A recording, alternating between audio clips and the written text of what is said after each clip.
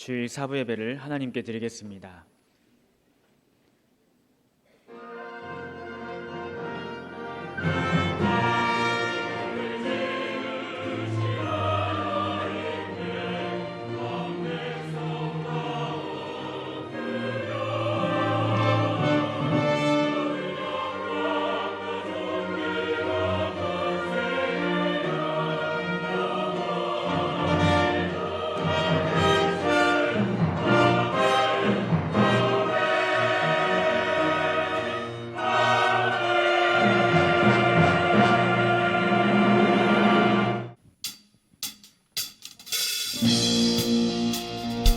할렐루야. 이 시간 주님 앞에 감사함으로 나아갈 때에 박수치면서 함께 찬양하며 나아가겠습니다.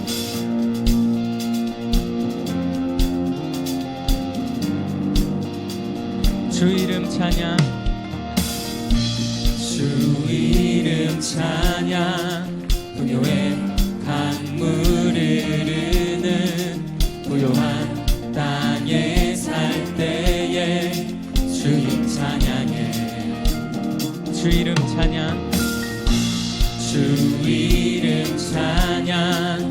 거칠은 광야와 같은 인생길 걸어갈 때도 주님 찬양해.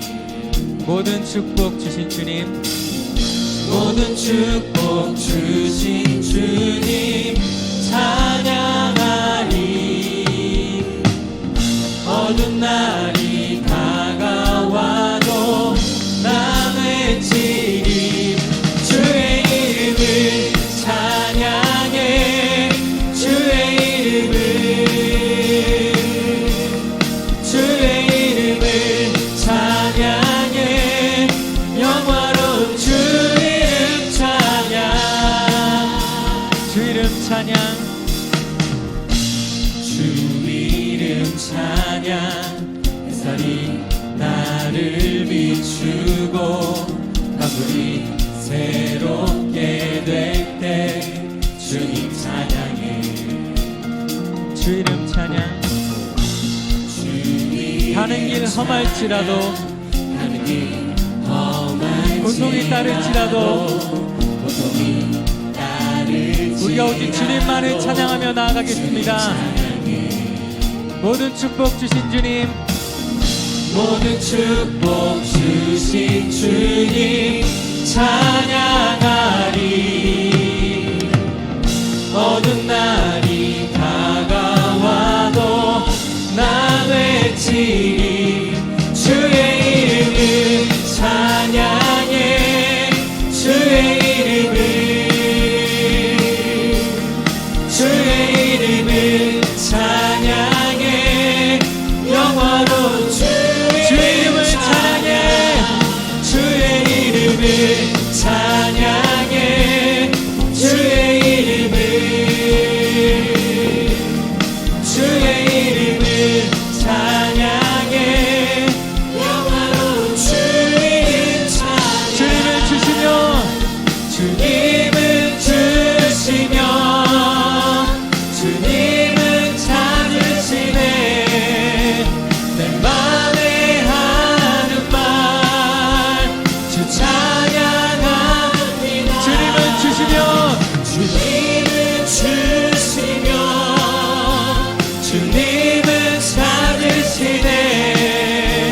내 맘에 하는 말 주 찬양합니다. 주의 이름을 찬양해. 주의 이름을, 주의 이름을 찬양해. 영화로운 주의 이름을 찬양해. 주의 이름을 찬양해. 주의 이름을, 주의 이름을 찬양해. 영화로운 주 이름 찬양. 할렐루야. 우리가 주님의 이름을 찬양하며 나아갑니다. 주님 홀로 영광 받으소서.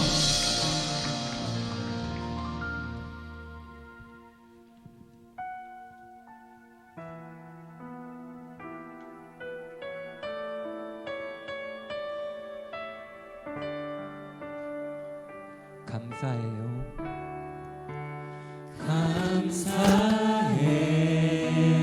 감사해요.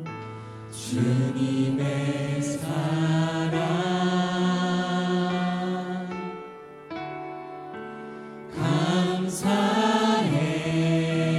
감사해요. 주님의 은혜 목소리 높여 주님을 목소리 높여 주님을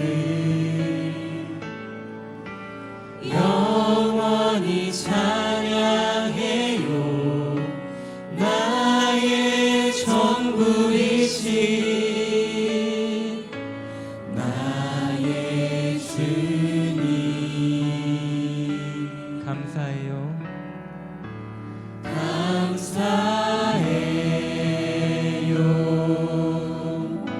주님의 사랑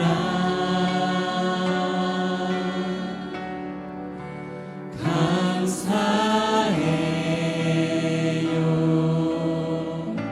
주님의 은혜 목소리 높여 주님을 목소리 높여 주님을 영원히 찬양해요. 나의 전부이신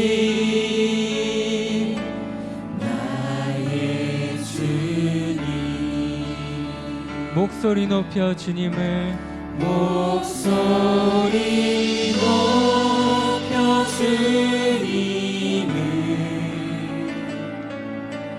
영원히 찬양해요. 나의 전부이신 나의 주님 나의 전부이신 나의 전부이신 나의 주님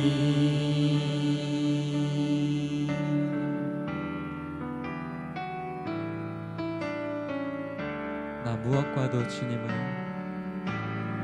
무엇과도 주님을 바꾸지 않으리. 다른 어떤 은혜 구하지 않으리. 오직 주님만이 내 삶의 도움이시니 주의 얼굴 보기 원합니다. 나 무엇과도 주님을 무엇과도 주님을 바꾸지 않으리. 다른 어떤 은혜 구하지 않으리. 오직 주님만이 내 삶의 도움이시니 주의 얼굴 보기 원합니다. 주님 사랑해요. 주님 사랑해요.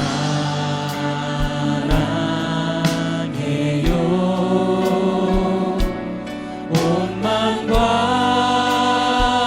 정성 다해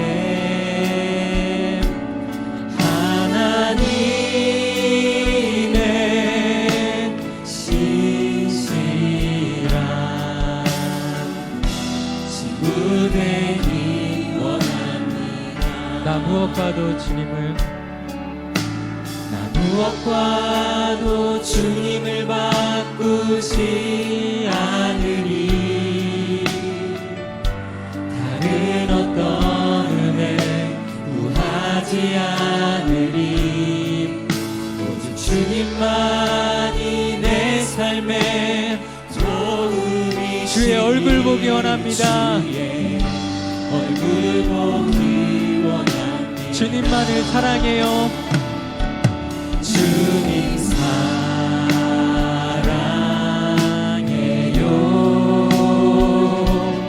온 마음과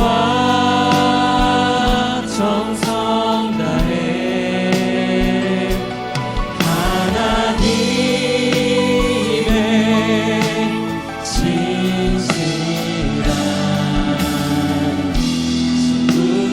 다시 한번 고백하겠습니다. 주님 사랑해요. 주님 사랑해요. 온 마음과 정성 다해 하나님의 지시라. 우리 다시 한번 전심으로 고백하며 나아가겠습니다. 주님 사랑해요. 주님 사랑해요. 온 마음과 정성 다해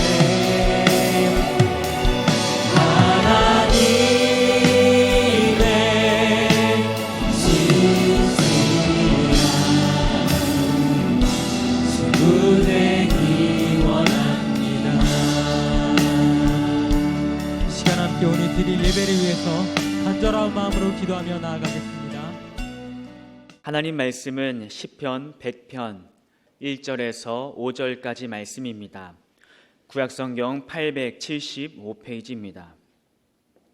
시편 100편 1절에서 5절까지의 말씀 제가 봉독하겠습니다. 온 땅이여 여호와께 즐거운 찬송을 부를지어다. 기쁨으로 여호와를 섬기며 노래하면서 그의 앞에 나아갈지어다. 여호와가 우리 하나님이신 줄 너희는 알지어다. 그는 우리를 지으시니요 우리는 그의 것이니 그의 백성이요 그의 기르시는 양이로다.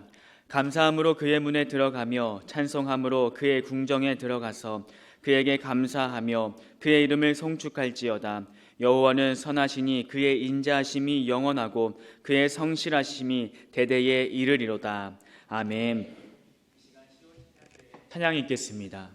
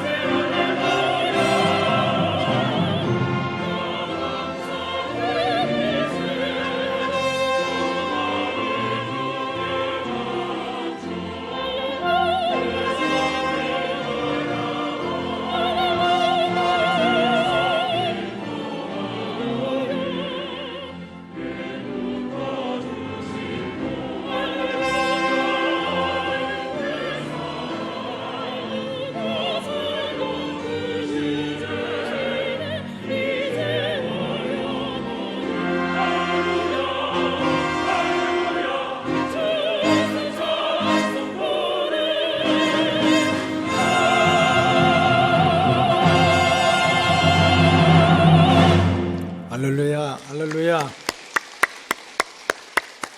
자, 오늘은 본문 말씀을 중심으로 이 감사하면서 살아갑시다.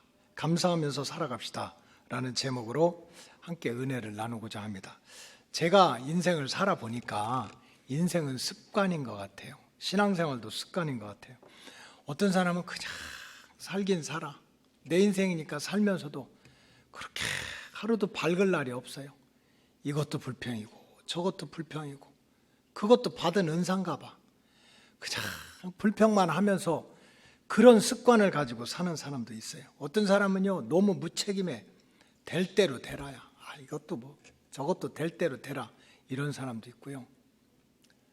또 요즘에는 멍 때리는 사람이 있대요.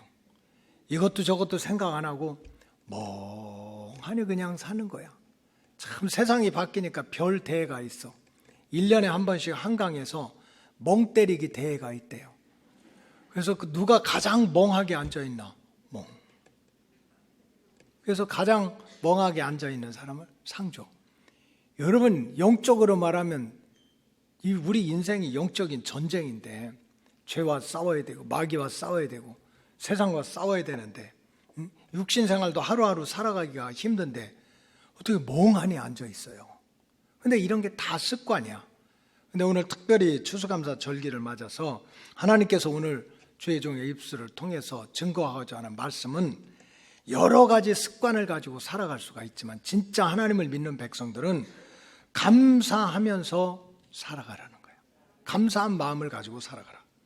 시편 100편, 오늘 읽은 시편 100편은 저자가 누구인지는 정확히 알 수가 없어요. 누가 이거를 기록했나 이건 알 수가 없는데 이 시편이 언제 기록되었나는 정확히 알 수 있습니다. 이 시편은 주전 약 520년 경입니다. 그것은 이스라엘 백성들이 바벨론에 나라가 망하고 바벨론에 포로 잡혀가서 어떤 사람은 20-30년, 어떤 사람은 40-50년 포로 생활하다가 이 바벨론의 고레스 황제라고 하는 좋은 왕이 돼가지고 이 유대인들을 갖다가 니네 이제 고향 땅에 돌아가라, 고국에 돌아가라 해가지고서 이제 수룹바벨을 중심으로 해서 이제 이스라엘 땅에 돌아온 사람들이 무너진 성전, 솔로몬 시대 저 몇 대 할아버지가 지었던 그 성전이 무너지고 나서 뭐 한 400년이 지나서 무너지고 나서 수룹바벨을 중심으로 다시 성전을 세웠던 그 상황에 불려줬던 찬양시가 시편 100편입니다. 포로 생활에서 돌아온 이스라엘 백성들이 수룹바벨을 중심으로 참 400년 전에 세웠던 성전이 전쟁 나고 불타고 무너졌을 때 그 자리다가 성전을 다시 재건하고서 제사를 드린다고 하니까 얼마나 마음이 감개무량했겠어요. 그러나 실제로 이렇게 포로 생활에서 돌아와 가지고 성전에 들어와서 앉아 있는, 또 이제 성전이 뭐 사실은 큰 게 아니니까 그때 당시에 수룹바벨이 거의 5만 명을 데리고 왔거든요.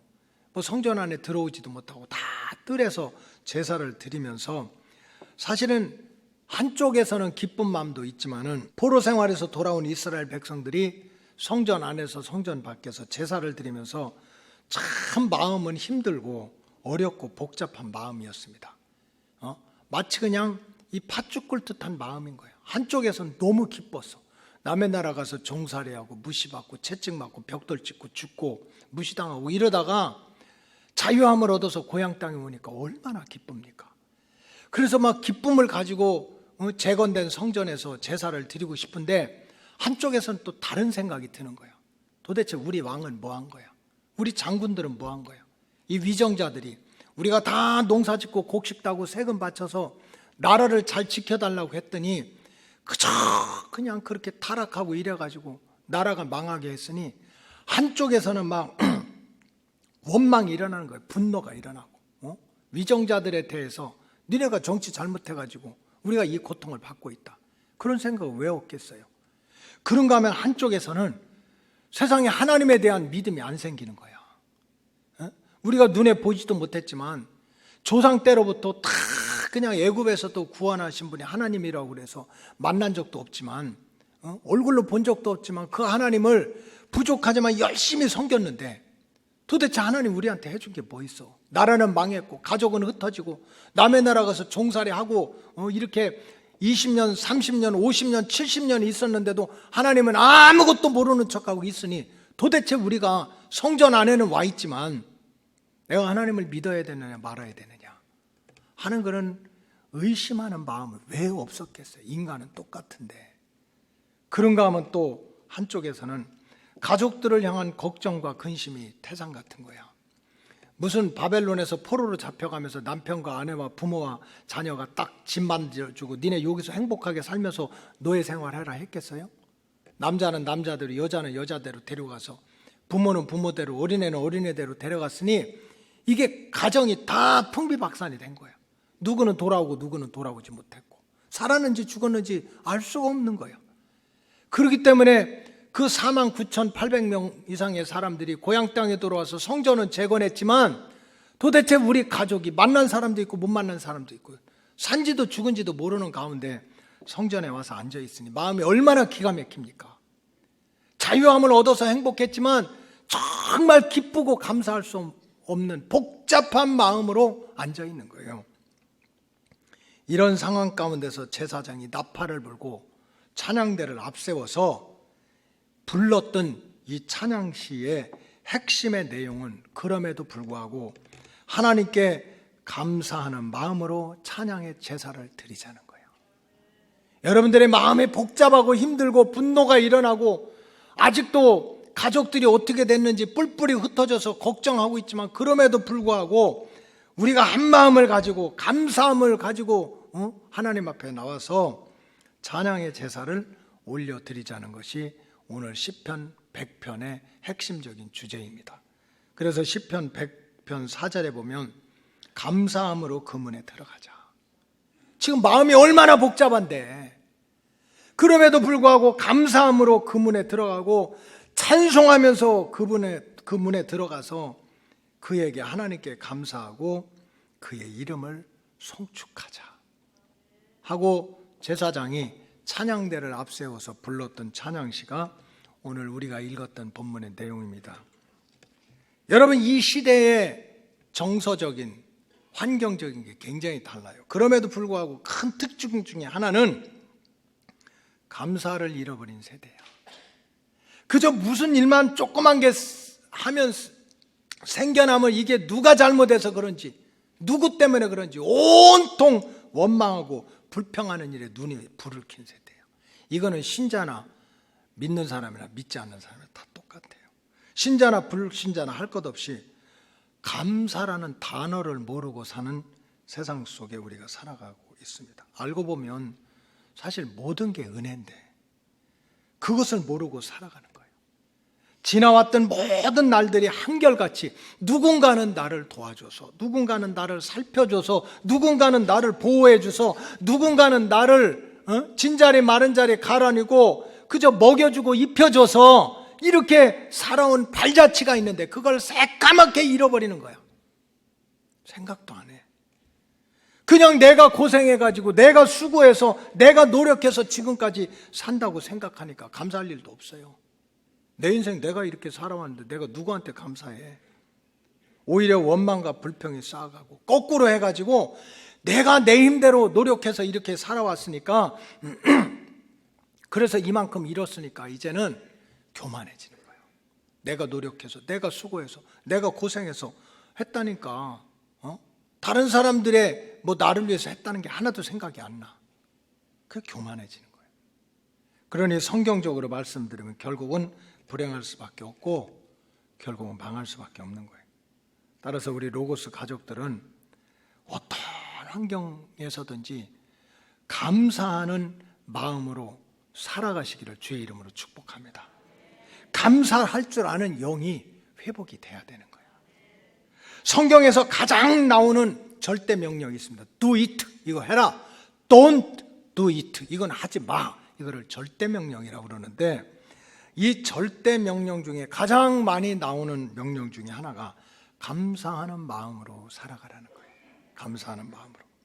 성전에 와서 예배를 드린데도 그냥 바리새인처럼 은가락지 쏟아부으면서 나 이런 사람이야 폼 잡지 말고 마음의 깊은 곳에서 옷을 길게 입고 거룩한 척하고 그런 제사장이 아니라 실제로 네 마음속에서 감사한 마음을 가지고 하나님을 섬기라는 거예요. 예배 하나 드리는데도 신앙생활 하는데도 오늘 시편 100편이 그런 내용입니다.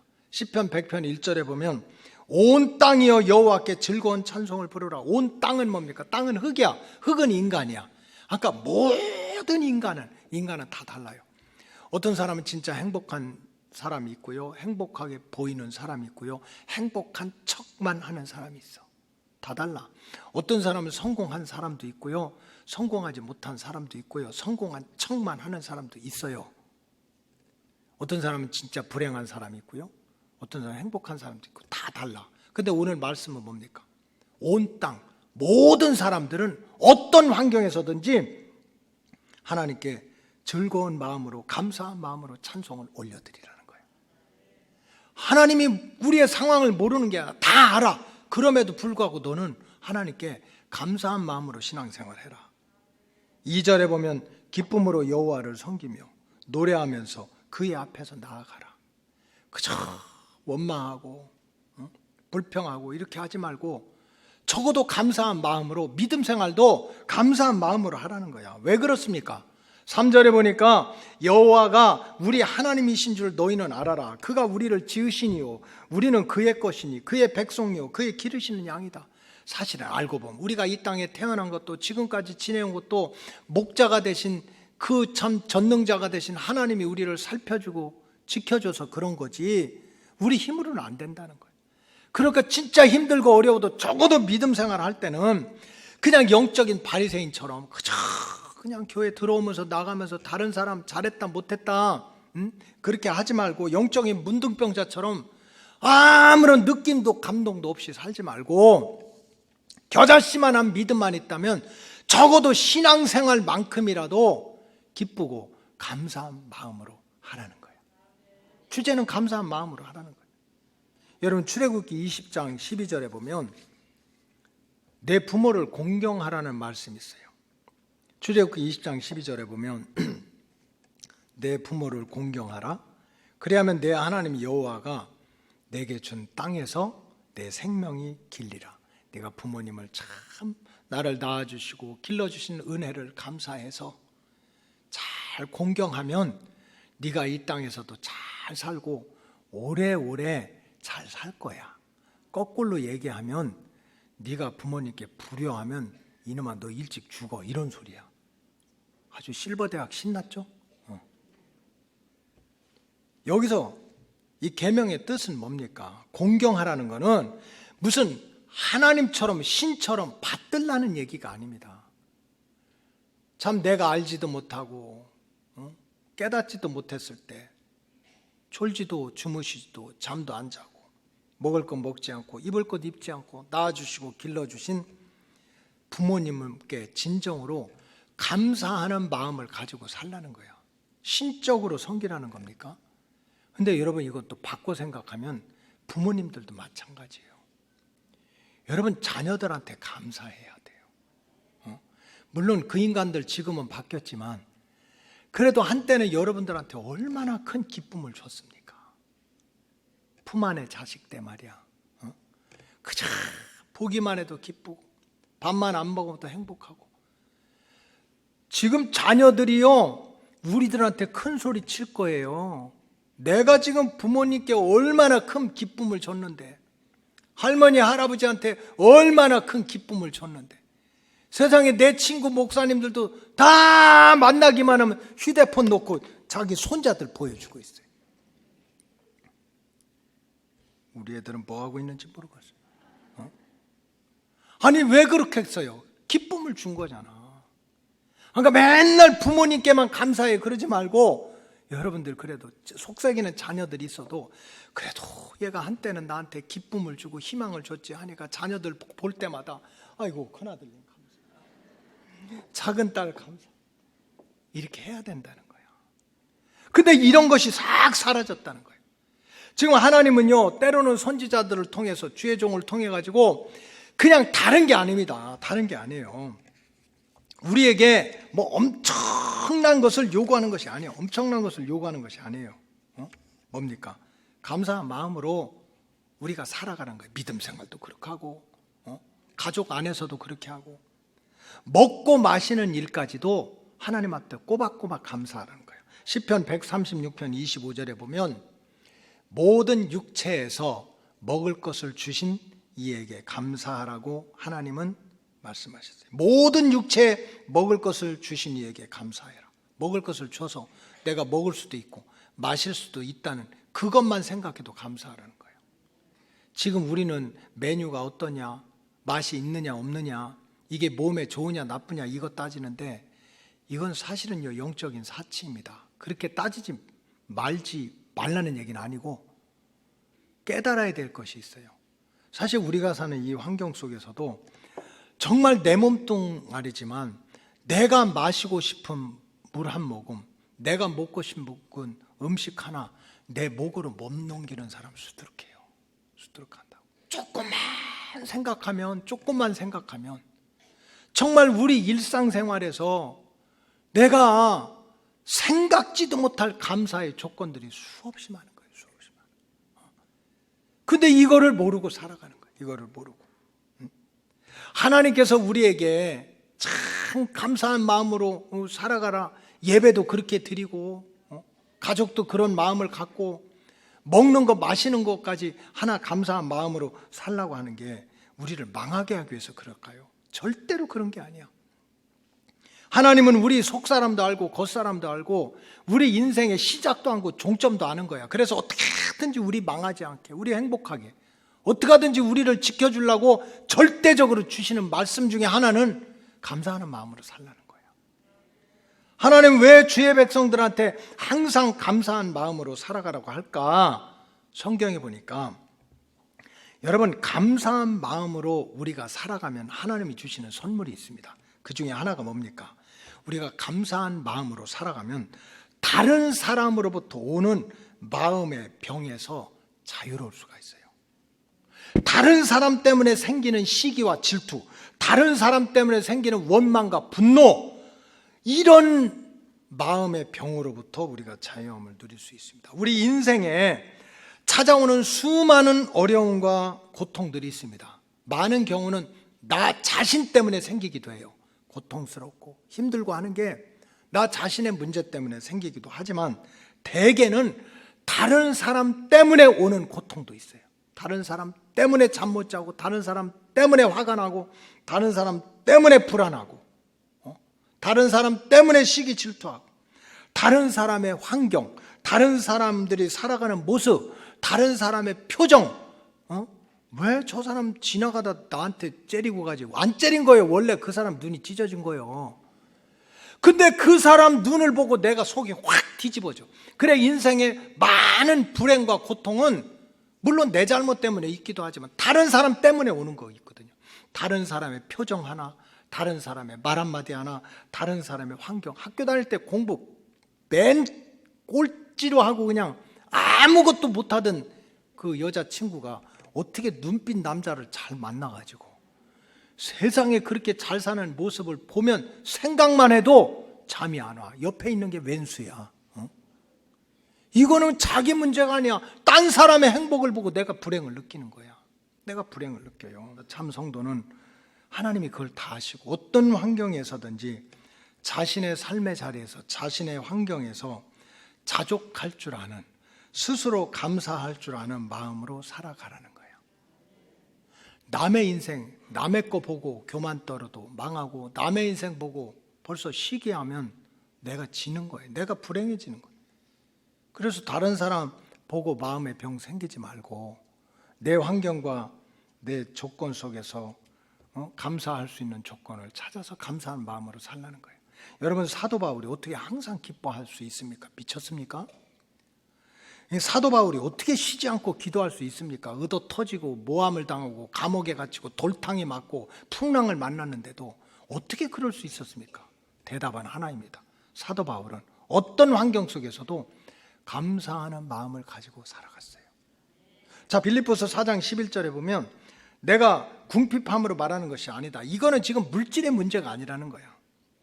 어떠한 형편에서든지 나는 자족하기를, 스스로 만족하고 감사할 줄 아는 것이 내 삶의 습관이라는 거예요.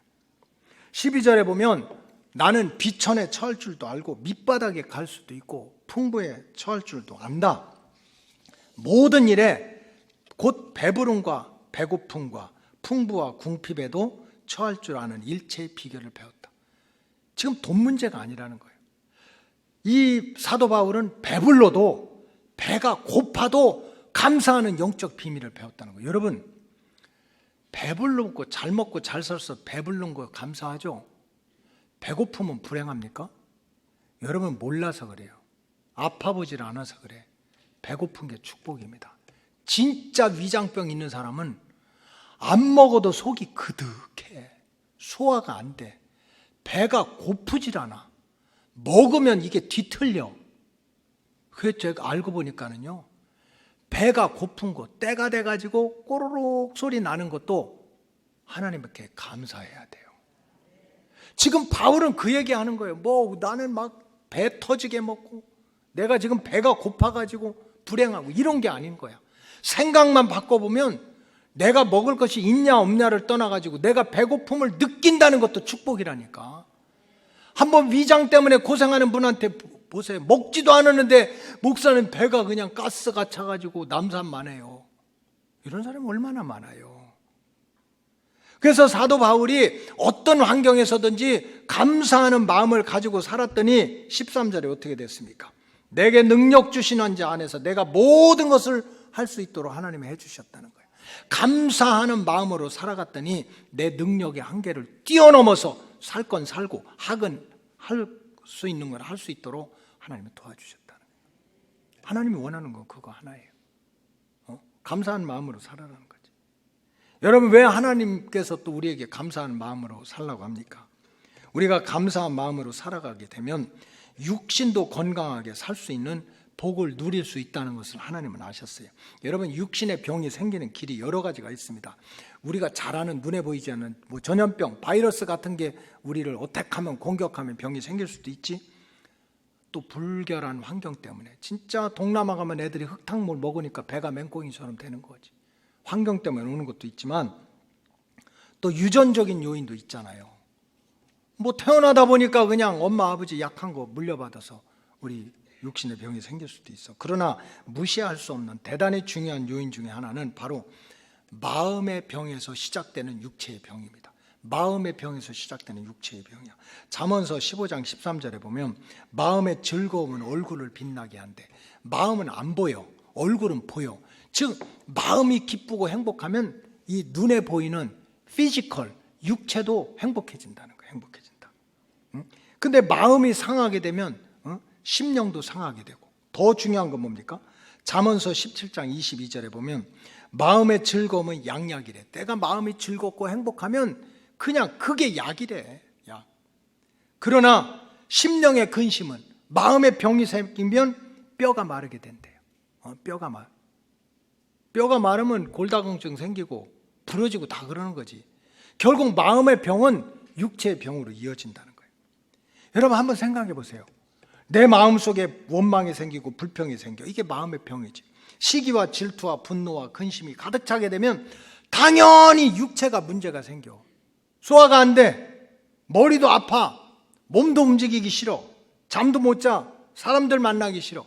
결국은 마음의 병은 육체를 병으로 몰아붙이는 거예요.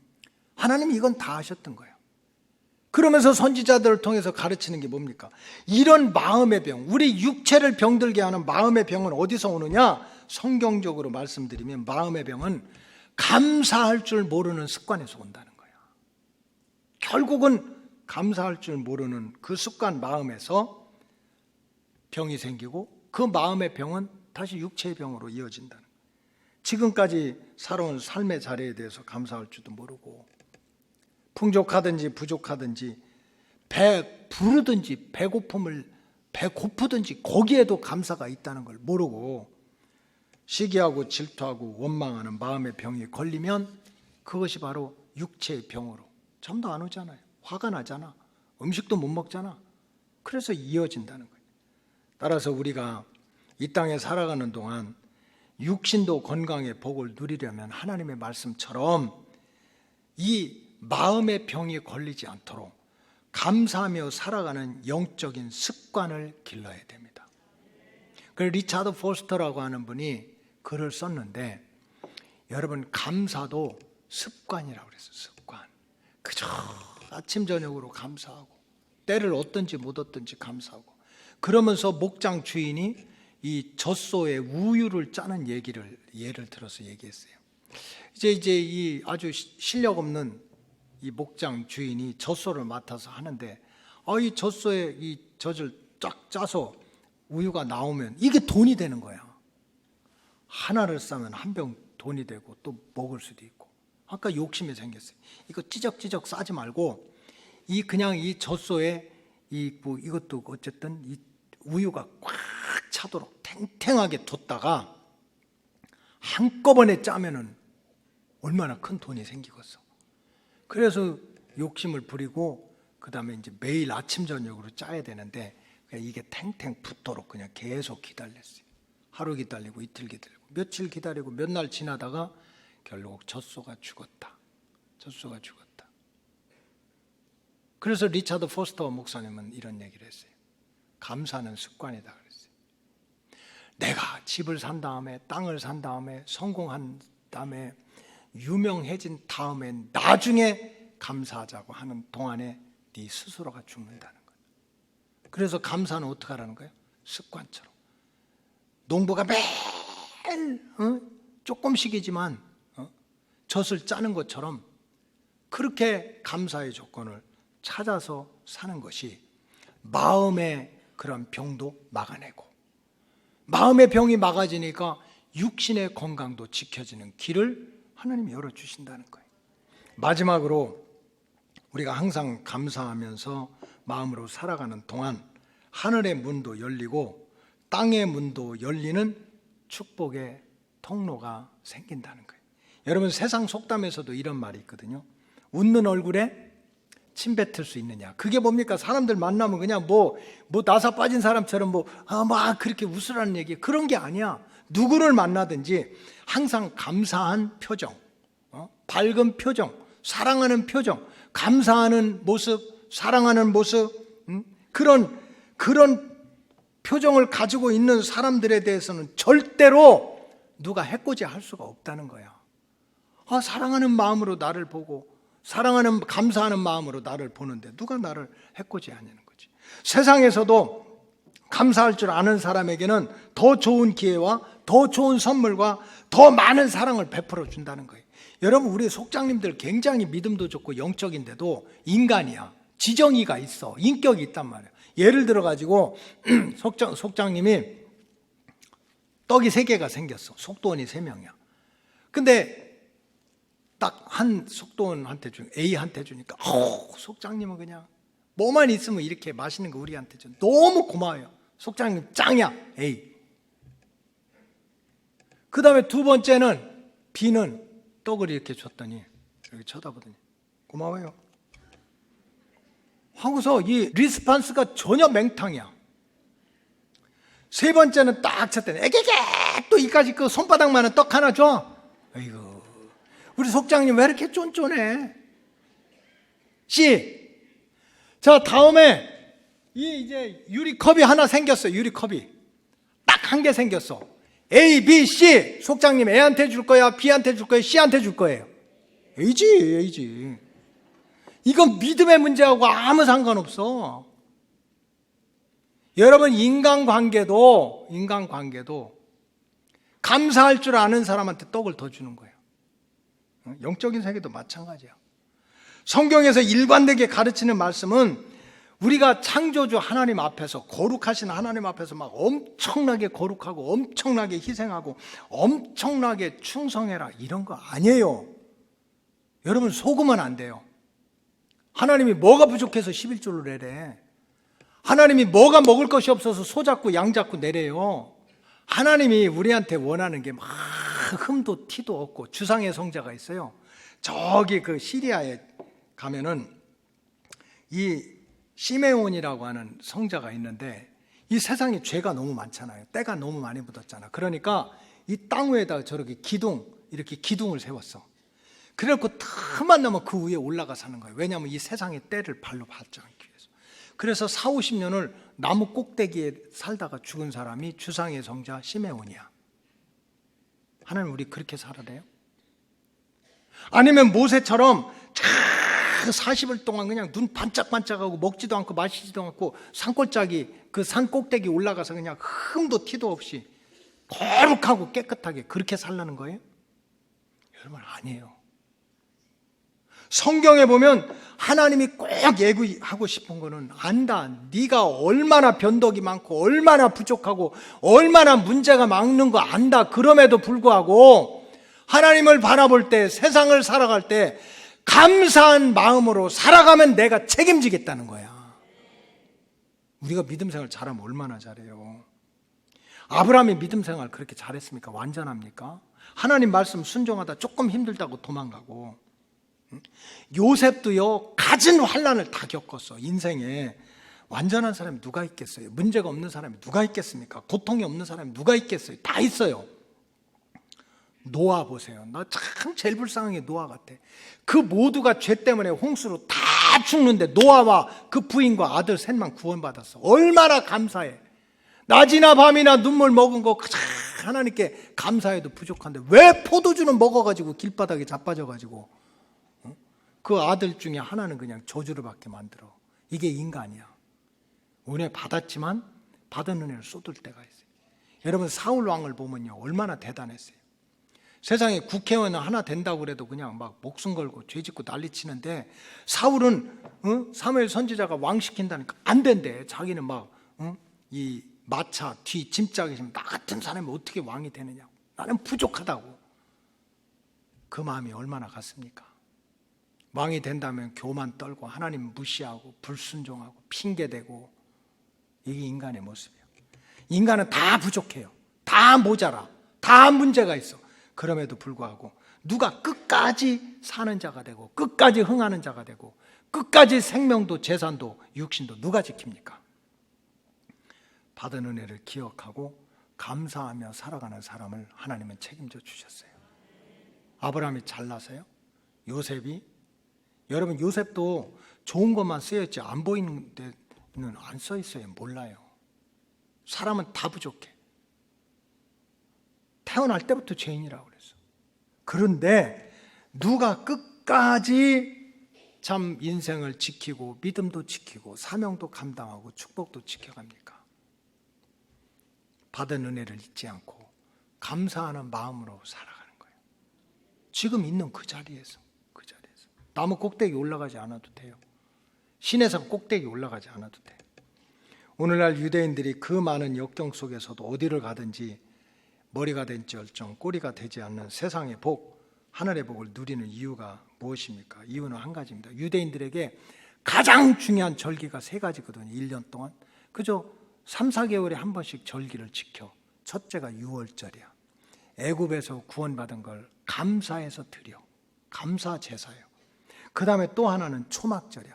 광야 40년 동안 집 하나 없었지만 나무까지 놓고 하늘을 지붕 삼고 먹을 거 입을 거 없어도 지내놓고 보니까 하나님이 지켜주신 걸 감사해서 지키는 초막절이야. 또 하나는 약속의 땅에 들어가서 첫 열매를 주신 하나님께 드리는 감사의 제사. 그 유대인들이 이러고 저러고 말이 많지만 한 가지 잘하는 게 있어요. 1년 내내 때마다 시마다 하나님의 은혜를 감사하고 그 감사를 은혜, 구원받은 은혜, 삶의 자리를 지켜주시는 은혜, 일용할 양식을 주신 은혜를 감사해가지고 때로는 마음으로, 때로는 입술로, 때로는 물질로, 때로는 자기 실력으로, 달란트로 하나님께 감사하는 전통을 지금까지 지켜오는 거예요. 그런 유대인을 하나님은 뜻이 있어서 지금 마지막 환난 때까지 미뤄두지만 땅에서 부끄러움 당하지 않도록, 머리가 될지언정 꼬리가 되지 않도록 하늘의 복과 땅의 복을 채워주셨습니다. 다른 길이 없습니다. 하나님은 오늘도 변함없는 마음으로 우리 로고스 가족들을 사랑하시고 축복하기를 원하십니다. 그럼 우리는 어떤 마음으로 믿음 생활을 할 것입니까? 환경은 다 달라요. 그럼에도 불구하고 오늘 말씀처럼 따라하시기 바랍니다. 감사하는 마음으로 믿음 생활을 합시다. 기도하겠습니다. 하나님 감사합니다.